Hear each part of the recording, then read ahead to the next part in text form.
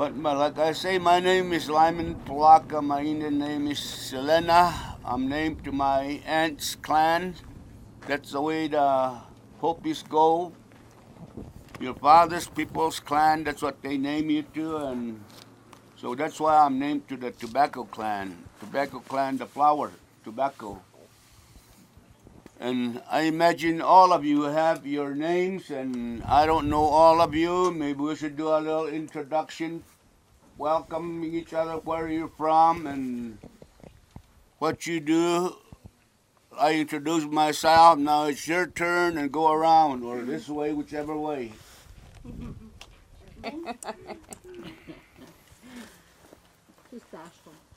Well, all of you giving your little history, and thank you. Welcome again to HopiI, and I don't know what interest you have in here on HopiI, but we live in a arid, dry land. Our farming we do is dry farming. We got no irrigation system, so we got to have faith through our prayers. That is the reason why our culturally, more or less every month we have something going. We ask for rain from the clouds, moisture, to water our Mother Earth. We all nourish from the earth, so we call the earth our mother. So every month we have something going on. It's hard living out here. Now we got the luxury of electricity and water. I was born up there. Most of the people here too, Hopi, we were born up there.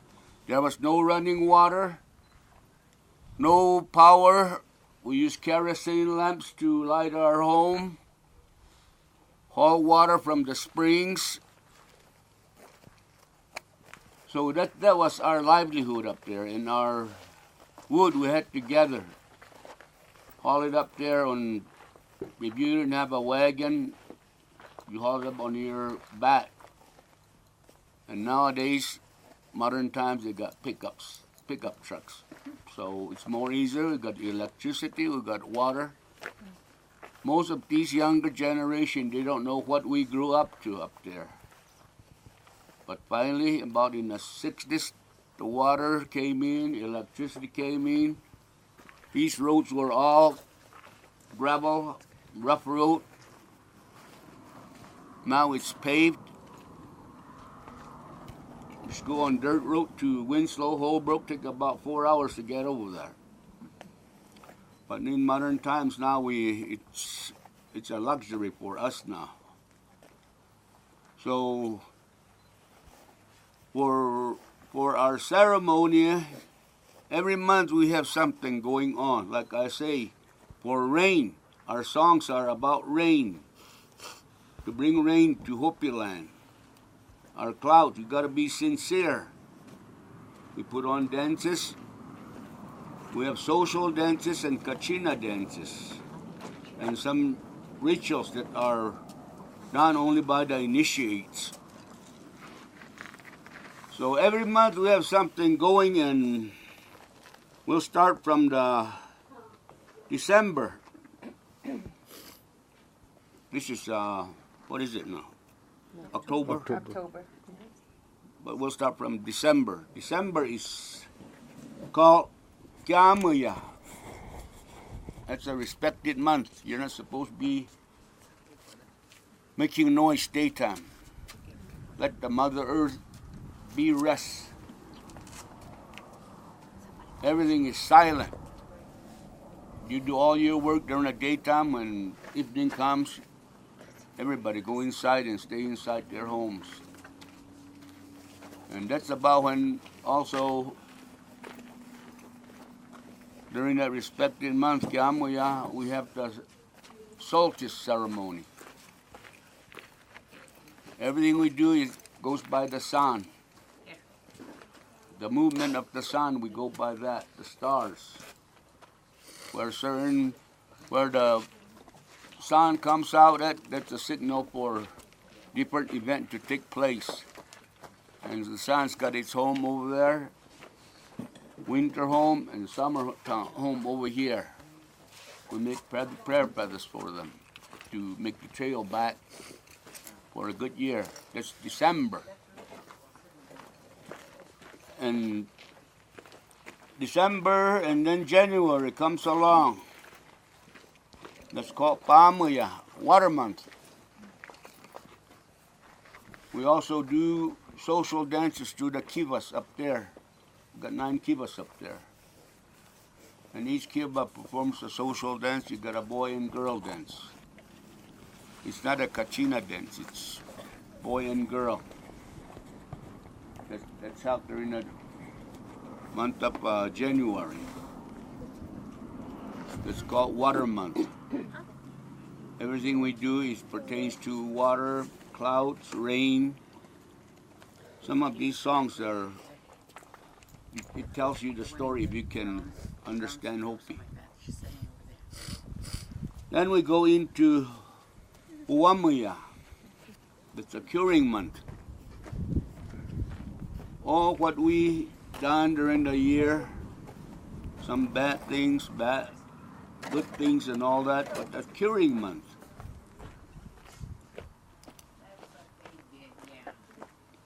The kachinas come and purify you by killing you. Got a yaka that they go around. They're trying to get all that evil, bad stuff out of you. They cure you. So that's the reason why it's called Puamuya. That particular ceremony belongs to the Kachina clan. I shouldn't be talking about it because I'm not a Kachina clan. But that's what happens during Puamuya.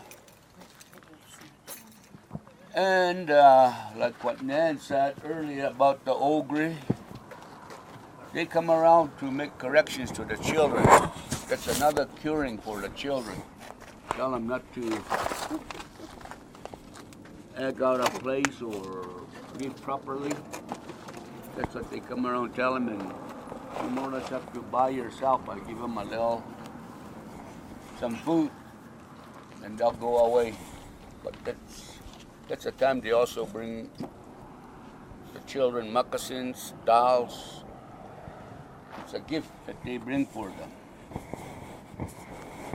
And that's called Puamuya. All the dances are held in the kivas. And the kachinas are from all 9 kivas. They all take part. It's an all-night event. From when the night comes, they dance all night until they go through all the 9 kivas. Some of them bring a lot of goodies to give out to the people, mainly fruit.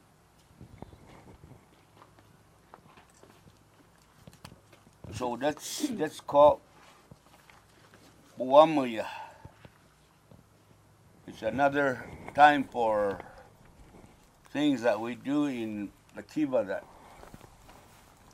hopefully will tell us how our planting will be. We pray for rain, hopefully get more rain. That's a month where people more or less enjoy the dances. And what they say is that Flagstaff is where they live at. So Flagstaff, the San Francisco peaks over there, that's pretty real sacred to us. We get all our evergreen from there. So we try to have that protected, but we're having disputes on that now. They want to make artificial snow from wastewater, and we don't want that. But I guess you can't stop progress. So we're against that, making snow out of sewer water. That's what it is. Then we go into March, the Simuyao.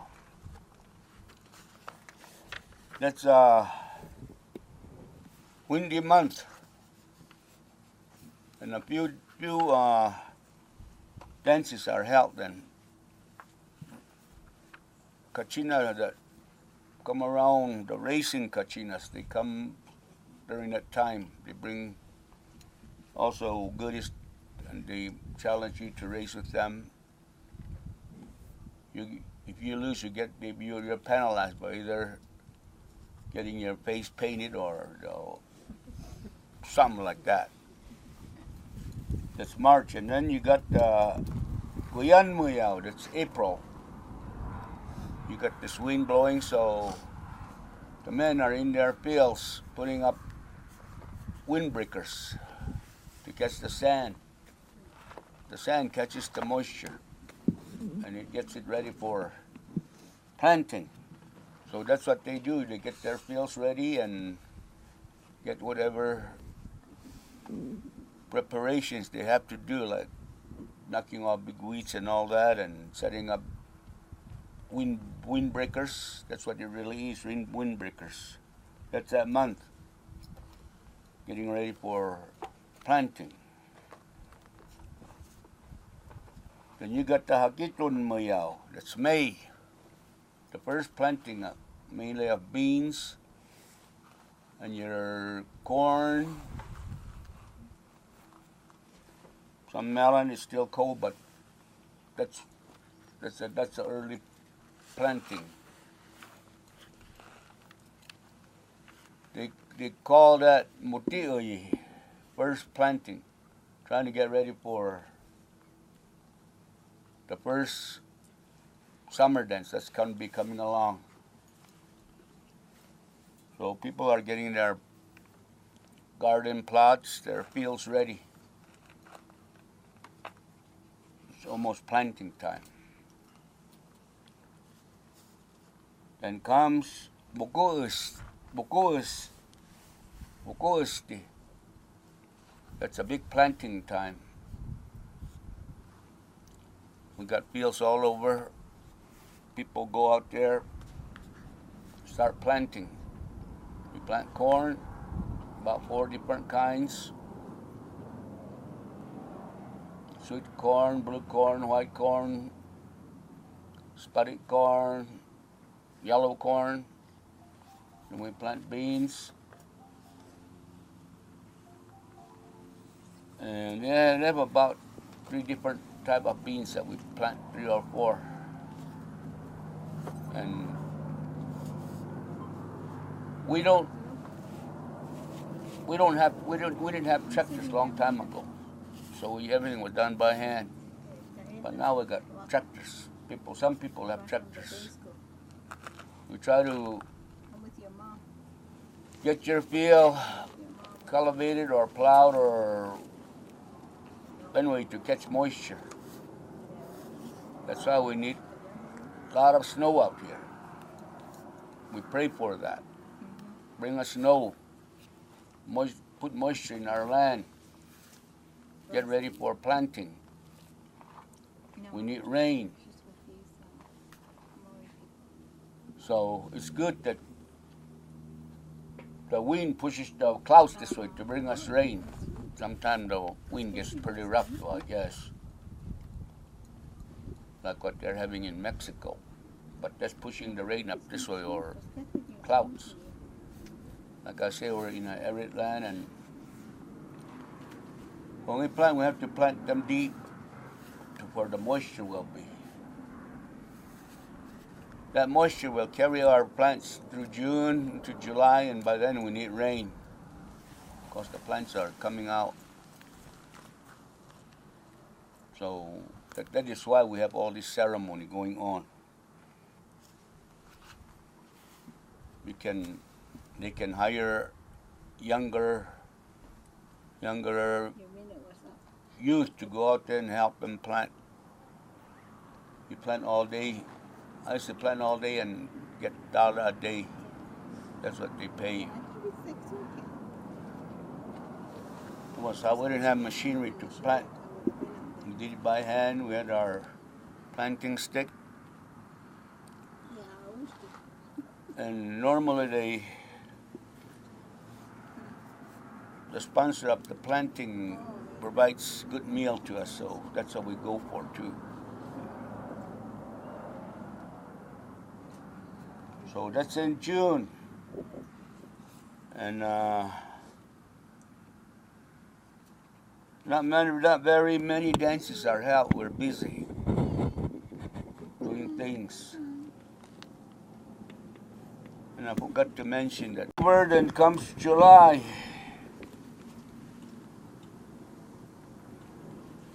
It's called summertime. Talati. Plants are growing. Hopefully we have a lot of rain for our corn. They're growing. Some are early planting in May. They're getting big, and if they're lucky, Kachinas will bring some of that early corn melon as early as July. That's when the home dance is out too. All the Kachinas go back home to Nevada, to San Francisco Peaks. That's what they leave it. Then another place where they go is to Kisiwa. That's a spring, Shadow Spring they call it, east from here. And to Wenimai, to the south. We have names for all these places where sacred areas. Sometimes they make a pilgrimage to them, taking their cornmeal, maybe a prayer feather. So this is the way the HopiI lives, through prayer. You have to be sincere. So July is when all that is happening. Tending to your field, getting the weeds out. If you get the weeds out, they compete for moisture with the plants. And we clean our plants out. Leave the healthy ones up, and it's a lot of work. To HopiI, when you have corn, you're rich. You'll never go hungry. You'll have stack of corn, yellow, blue, white, and HopiI make all different kind of bread from that. Mamiwi does a lot right here. She makes all them. So Miviki, Colette, Quivi, Nagviki, she makes all that.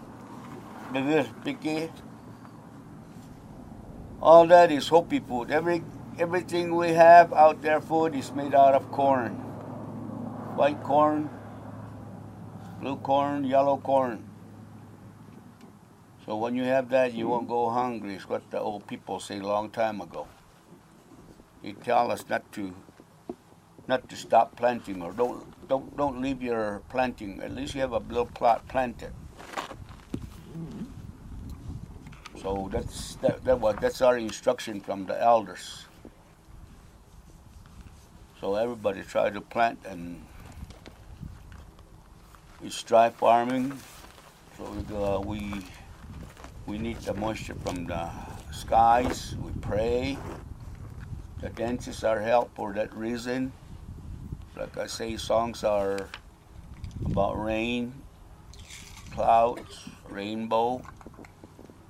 Everything that pertains to moisture, that's what the song's about. Then come August. Tala Pamoya. Summer water month. We also have, during that August month, we have a lot of activity going on. Our plants are getting ready to be taken home. We start bringing them, some of them home. During that time, we have to, on odd years, there's a snake dance. On even years, it's a flute dance. It's a clan ritual that's held. every other year. Odd years, even years. Snake is odd years, I think. Snake clan. They do the snake dance up there on the mesas. During that time, they also do a lot of running from Wipo. It's a spring way about 5 miles that way. They run from there, and it's also for water.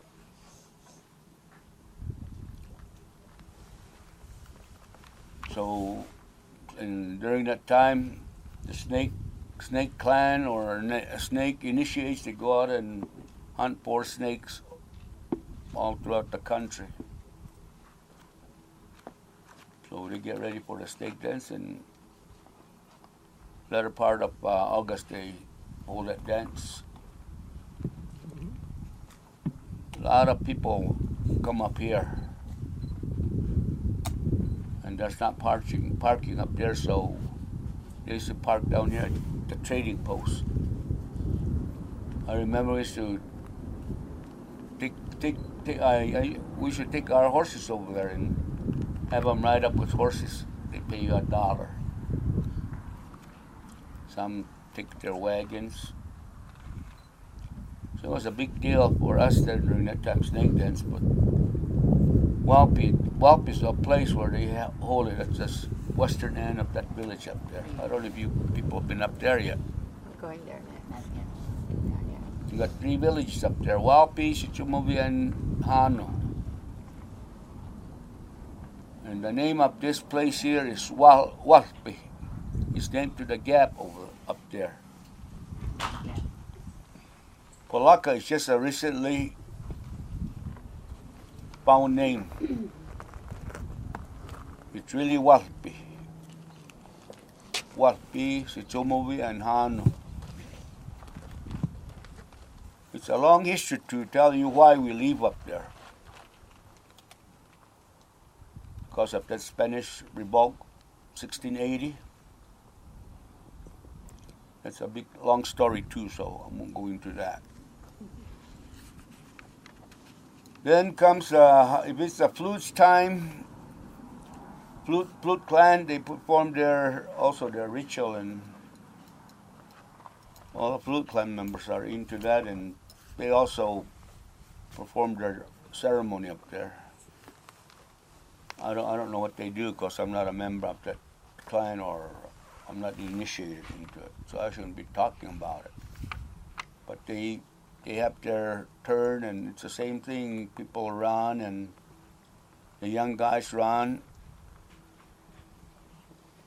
Oh yeah, the basket dance too, ceremony, and they run from up here about 5 miles, 6 miles down that way. And they run there for, if you're a good runner, come in first, you get a basket or a plaque or a pottery. That's what they run for. It's also running for rain. So we got HopiI has a event every month, you might say. It's a year-round thing. You end one thing and you're getting ready for the next event. It's a cycle that we go through. Then we're into September. They call it Manasanmayaw, feasting month. We're bringing in all our produce what we grew, melon, corn, beans, whatever. And they're put on the rooftop or drying. The corn has to be dried before it can be stored away. You haul them on their bags, and sometimes people had donkeys, they use them to go up. But these days they use their 4-wheel drives, and no more wagons. I think everybody sold their wagon, got rid of it. So we depended on the wagon and the horse. And we didn't have any cash to buy hay with. So we had to let them go out there out in the range. If you run out of water or you need to hold water, they tell you go look for the horses. You have to go up there on foot, change some horse around and bring them home. So it's rough life, you know. We got no way to corral them, keep them corralled. Very few people were working during my time when I was growing up.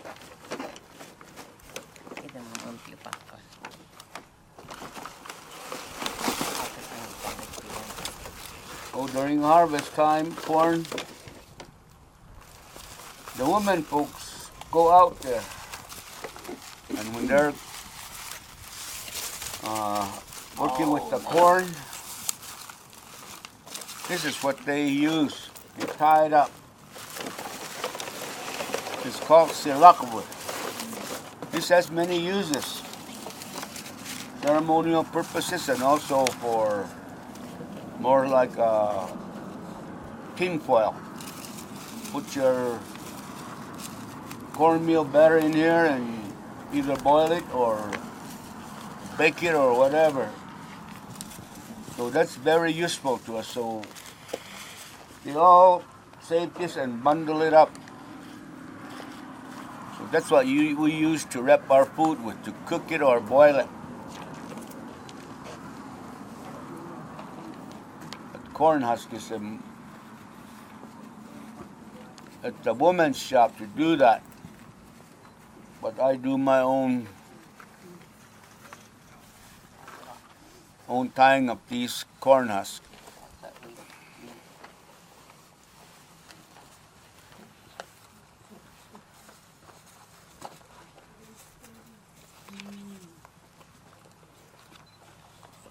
So the corn is taken in, only the stalks are left out there.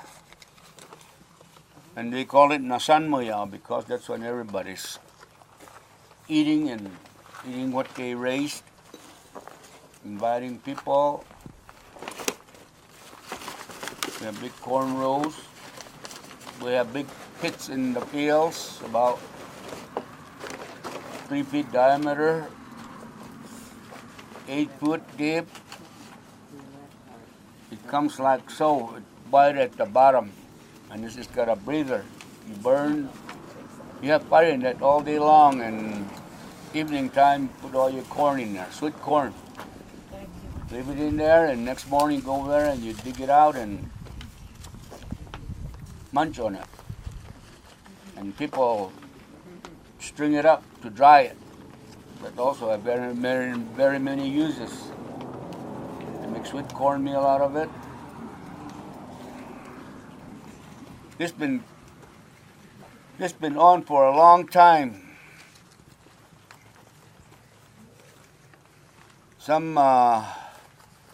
I was at a meeting and some archaeologists were there and they had to string up corn, the broken part of the end.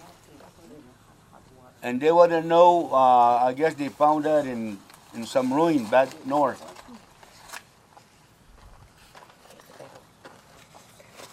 And they wanted to know what kind of ceremony that beach was used on. And that's only, it was strung up with yucca. That's only broken from piece of the end part, broken from the corn. And they thought it was a beads.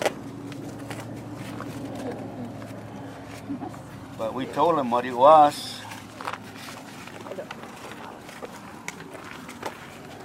September, if I can when you go on Nen, October. We were supposed to have one, but okay, that's Nasan Moyao. Everybody's full with whatever they did, and people are bringing their harvest corn and storing them away. You have to dry them to put them away. And we used to have a lot of peaches too. That was a time to go to your orchard and gather all the peaches and sun dry them. You peel them, split them up, and put them big rock slabs and let it dry. Dry for about a couple weeks. Then you're out there on your orchard. And when they all dry up, you pack it up and you haul it home. That peach is a source of food that we use too. And we had apples. It used to rain a lot, seems like, but I guess we're not that sincere now. It hardly rains, but this year we had a good moisture. So I think everybody had a good harvest. I had a little. The husk came from his field. Then October, Tuhos Mayaw. That's the same thing that's happened your final harvesting, whatever you left out there, you're doing that. And that's the time we also have the women's basket dance. We have about Lalkunte and Mamrahte and Uwakot. About, I can remember three types of women dances. I've always got Wako. They then belongs to that clan, Uwakol. That religion, the women all gathered together and do whatever they do in a kiva. I'm not an initiate, so I don't know. So Nan knows about that one, what they do, but she's not going to tell us. That's help. And our clan used to have the Water Corn clan used to have that Lalkunt. That's another sacred dance that they have women. It more or less tell a story of our clan, how we came out here, being accepted to the village. That's when it's supposed to be, they throw their food out. Like with this silakba, they make bread in it and they throw that to the people. But these days, they throw everything. Plates and all that. Cups. Mm-hmm. So it kind of changed. It used to be food that they throw, but now it's modern time. It's different. Then they have the Mamzaftu, that's another religious group. I don't know what they do, but they also dance, and that's held during October. Last year this group came during Manjao up in Sumobali. So they got to see them dance. Mm-hmm. If you understand their song, it's also nice songs. Then come November, it's getting cold.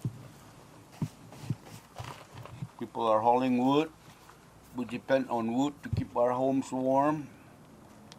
Now this modern time, we got a Peabody up there north. We get cold from there. It's good, but Peabody did a lot of damage to our aquifer. Mm-hmm. Only place in the world where they slurry our pristine drinking water to slurry cold was all the way from here to Laughlin, 273 miles. They were telling us it's not going to hurt the aquifer. But for 40 years, our springs are all dried up. Mm. Huh. So that's one bad thing they did. Sure, there's money there, but we were set pretty good with that good water. It didn't have to be treated. You drank it the way it was, and now that's ruined. And so we have that problem too, water now. We shouldn't have done that. But the lawyers at that time told the tribe, you'll never run out of water. That's a big aquifer. We're at the shallow part of the aquifer, so we're affected more. But that's a HopiI problem, I guess. It's our problem. Kelmaya, November,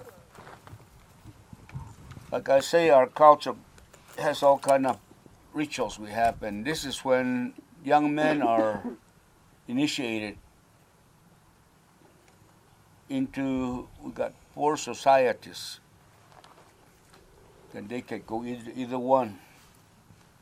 It's a long process. They have to practice running. It's another running thing they have to do to survive.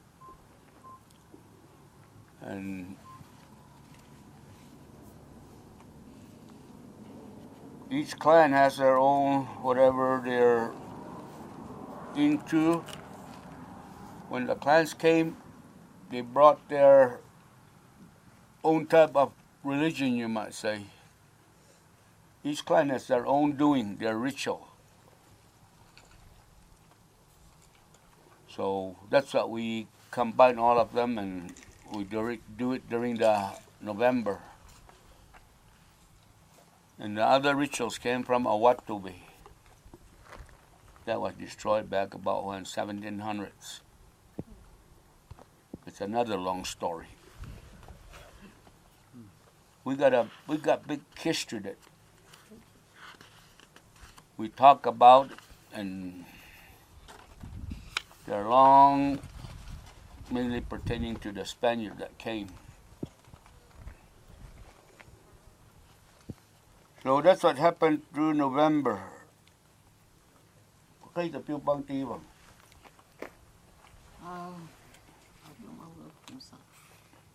No, you're right. That's 5%.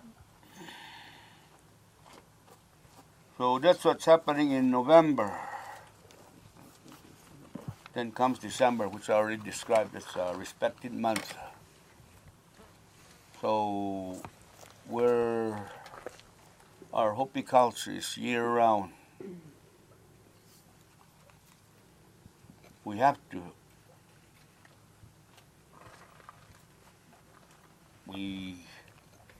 All this is done because of our need for rain. That's what it's mainly for. The Kachinas, they dance for rain, nothing else. It's strictly for rain. And so this is where we live, and our ancestors they predicted this, that we'll be coming up here to Suchomovi. There's a long history of our clan stories, where we came from. Our clan, Cornwater, came from, not only our clan, but other clans came from Palatquapi, they call it. Somewhere in the deep south. We had villages coming up this way, but we forgot the names. As years go by little, we forget it. We don't have no writing in our history. So it's passed by one generation to the other, and little by little, some of it is being deleted. Forget about it. But we're doing our best, the younger generation. I can go on and on talk about Hopi, but I think that's about what Nan wants me to talk about. May I say something? I don't know if you said I was running back and forth, but with Hopi, our New Year starts in December, when the men go into the kiva and they make prayer feathers for everybody, and they make prayer feathers for the vehicles and the house. Hopi's belief a house has a heart. It's a living structure, and you're not ever supposed to fight about a house. This is why I don't hesitate inviting people to my house. It's not much, but it's a home. It's got a heart, and it welcomes all of you. I want you to know that. Yes. Thank you. Anytime you're out here, come on over.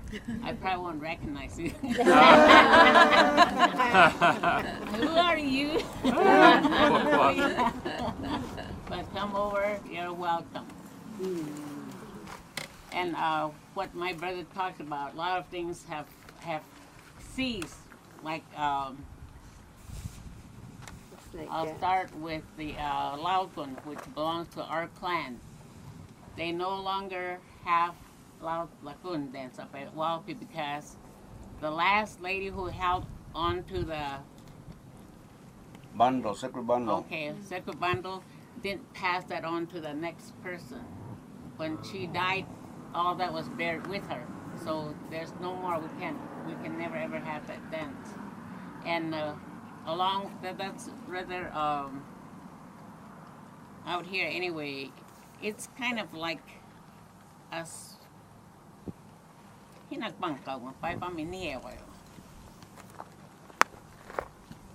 Forbidden. Okay, that's the word I'm looking for. But anyway, if you mess around with them, you get ringworms, and that can turn into sores. And only our clan, the women who practice or who belong to that society, they're the only ones that would cure. But today we don't have that, so we have to be very careful. The shells, which shell was that? I know what.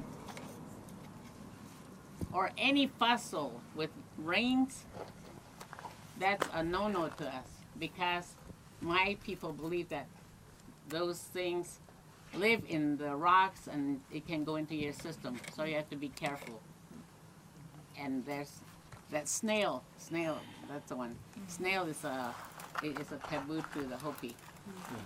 And what else stopped? Oh, he talked about the snake dance. We no longer have the snake dance up there too, because of the same reason. The last man who held that position passed away and didn't pass that on to anyone. So when he died, everything was buried with him. So we can never ever have snake dance up at Walpi. That and another one was the Man's Society that he talked about. That's held in November. That used to really be something when I was little. They had the Man's Society initiation, and it's just kind of like spooky, especially at nighttime. The one group goes around. No, they all go around, huh? And it has a really eerie sound to it, and no one is supposed to be around. And I lived down below, but I could hear them. And my grandmother used to say, "Don't go outside, get in here." And I said, "Grandma, I'm listening to those things. You're not supposed to get in here." I was a curious little kid. I was always asking questions. Grandma would say, "Stop asking too many questions. You don't have to know." But it was Grandpa who always says, "No, let the little girl ask. Go ahead and ask." So I said, "See, Grandma, I can ask." I was raised by my grandmother and my grandfather, and all I ever spoke was Hopi. I think I started to tell some of you earlier. When I went to school, I didn't know one word of English, and I love to talk, and I get so frustrated, and I'll start talking Hopi, and I get yanked off and put with a strap, or get my mouth washed out with light soap. I didn't know what they were doing. I go home and I tell Grandma, that white lady was feeding me soap. So things have really changed. I think our young people are also forgetting the language. And I blame the government for that, because it was the government who forbade us to speak our language. We were punished. And so I told my late husband, our children will not speak Hopi.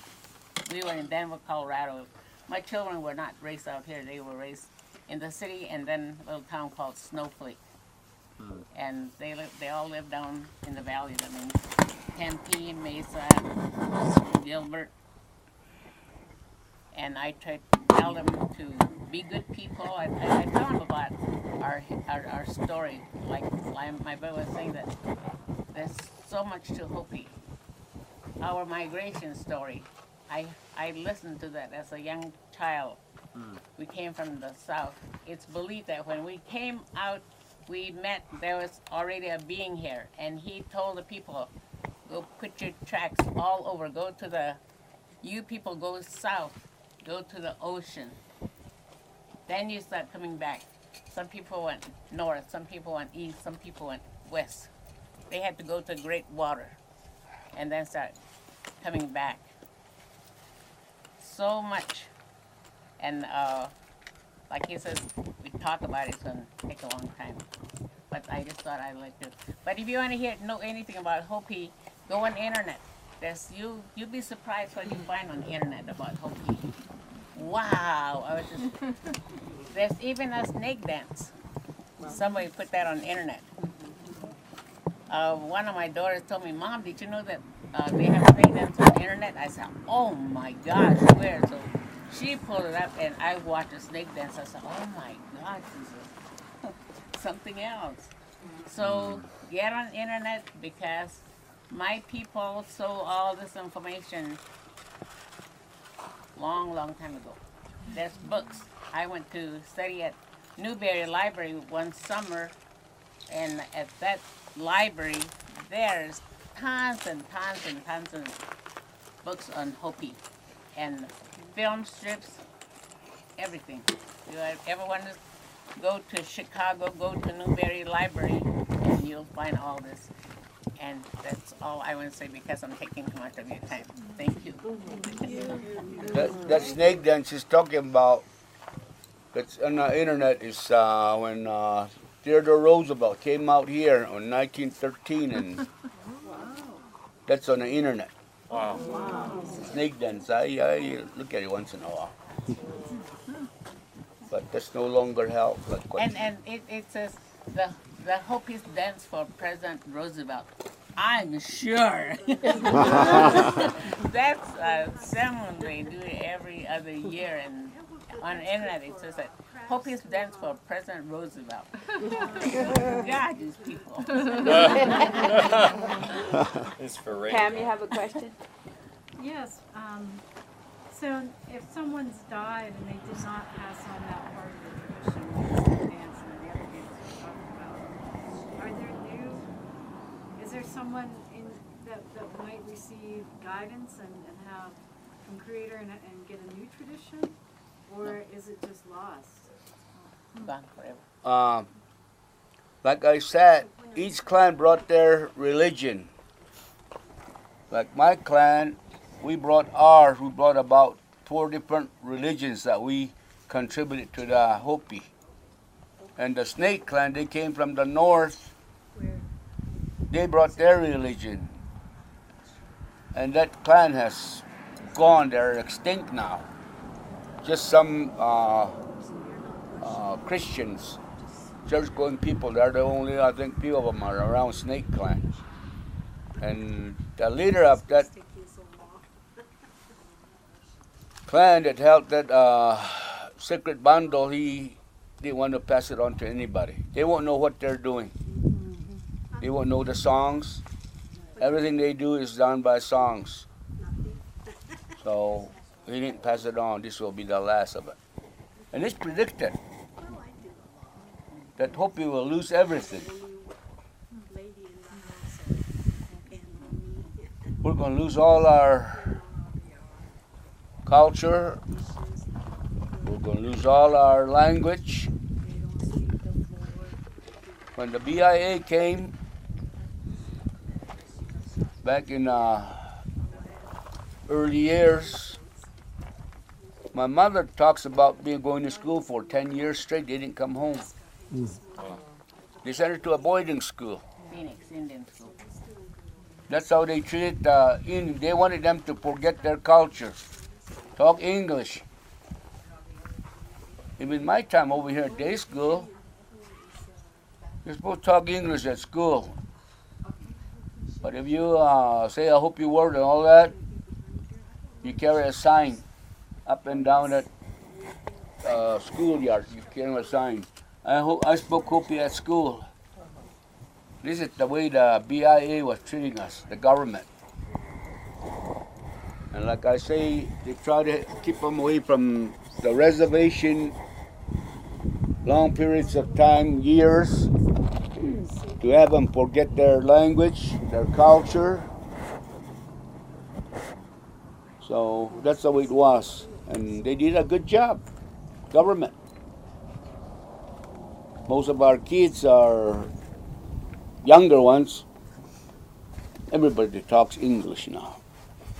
I try to tell them, speak Hopi to your kids. Hopi is learn at home from young kid on up. But we like this modern stuff. We don't have no hardship of food now. We run to Walmart, Safeway, Bashas, all that's available, so we no longer, some of them still planting all that, but so we're losing it, and that's been predicted. We're going to become all white men, what they more or less say. We've liked them.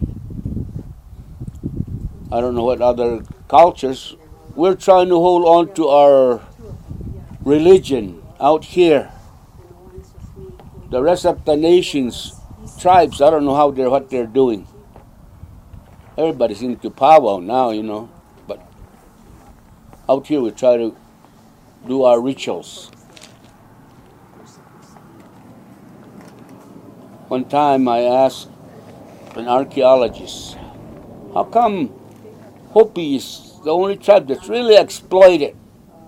How come you know everything about the Hopi, what we eat, where we live, and all that? So we're the last tribe that's holding on to what we have, and they want to learn from us. The rest of the, the cavalry wipe all the older people out. So most of them are doing mainly powwow now. And we're trying to hold on to ours, our religion, and like right now, the guys are working on a kiva up there. We're having leaks, so that's what they're doing. We do that most every year, almost. When it rains, snows, it leaks. So these are chambers up there, underground chambers where we have our ceremony. It's more or less like a womb of the Mother Earth. That's how we look at it. Kiva. In Hopi, that means a womb. So we try to have our faith put into it, our sincere efforts to know what it's for, why we're doing things. You gotta have faith to, just like the church, Christians, they don't see the God, but who do they pray to? We don't know who God is. God is all around us, I guess. Made everything. We don't know who we pray to. We got our own supreme being too. Probably the same one. We all pray. We don't know who we pray to, but we're asking to be taken care of. All people do that. We need prayers when we're in trouble. That's the only time, I think, when we start praying, help me, I'm in trouble. Other time we forget about it. So it's just a Hopi livelihood. We do our religion and all that. We try to practice it, gather all the material what we are going to use, prepare for it. So it's life, Hopi life is pretty hard. More so years back when, like I say, we don't have the luxury of water, electricity. Now we sit all day to the TV and watch TV. Lyman, may I say something? I said I'd stop talking, but here I'm opening my mouth again. No, what I want to find out is that the Creator wants Hopis to worship Him and Him only, and to live humble lives. And I'll say that Hopis are very spiritual people. All the Hopis, they know about this. And they're all very spiritual people. And I don't know if you can feel the spirit out here. He's here. He's here, and he put us here out here on the airland, so we'll never forget him. That's why we're constantly praying, asking him, be merciful unto us and give us the moisture, give us the rain. Help us in our, with our families and all that. I don't know. You'll read that on the internet, so I thought I'd tell you. Yeah, for some good finding a lot of nails. Pasa. That's about all I want to tell you. Like I say, we got a big history out here. We got a lot of information to pass out to our younger generation. We got a big history from the time the white men first came out here, the Spaniards. That's a big story too. What they did out here, I'll go forever telling that one.